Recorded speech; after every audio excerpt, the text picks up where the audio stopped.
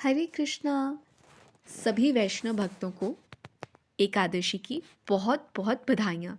आज की एकादशी का नाम है शर्तिला एकादशी।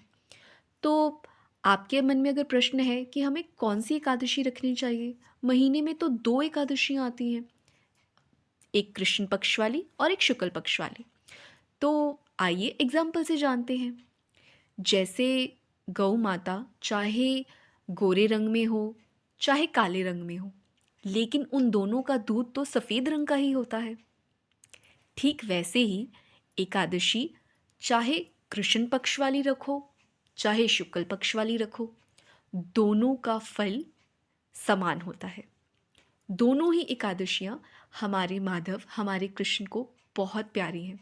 एकादशी तिथि ही ठाकुर जी को बहुत प्रिय है। तो आप चाहे कोई से भी पक्ष की एकादशी हो, आपको ज़रूर रखनी चाहिए।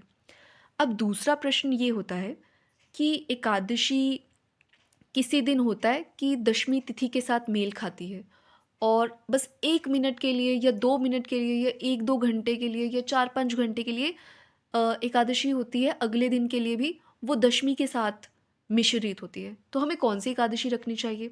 तो इसका भी हमारे शास्त्रों में हमारे साधु संतों ने इसका भी हल बताया है कि महाभारत में एक कुंती माँ है पांडवों की, जिन्होंने एकादशी रखी थी द्वादशी वाले दिन मिली हुई। और एक है दुर्योधन की माँ गंधारी, जिन्होंने एकादशी रखी थी पर वो दशमी तिथि के साथ मिश्रित थी। दोनों माताओं ने एकादशी रखी थी अपने पुत्रों की विजय के लिए।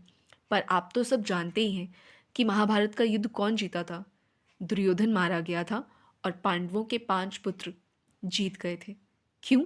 क्योंकि एकादशी तिथि दशमी के नहीं, द्वादशी के साथ जो मिश्रित होती है, चाहे वो 1 मिनट वाली ही क्यों ना हो, वही रखनी चाहिए। शास्त्र क्या है? भगवान की कही हुई बातें ही तो हैं। अगर हम भगवान की कही हुई बातों के अनुसार ही व्रत उपवास रखेंगे, तभी वो हमें उत्तम फल देगा। जैसे अर्जुन पांडवों की माता कुंती देवी को फल मिला था। हरे कृष्णा। शिला प्रभुपाद की